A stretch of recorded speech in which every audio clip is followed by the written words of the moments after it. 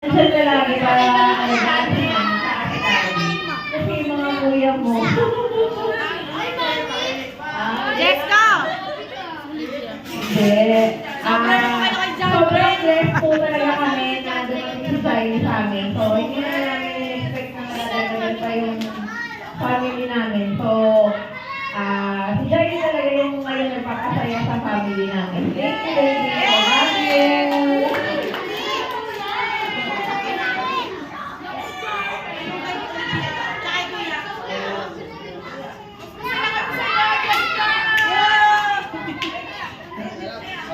Maraming salamat sa ito. Parin.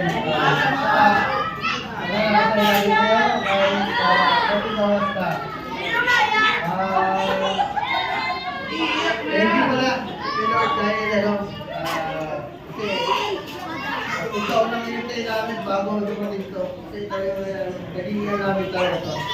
Hinintay namin talaga. Sabi ko rin namin kayo ng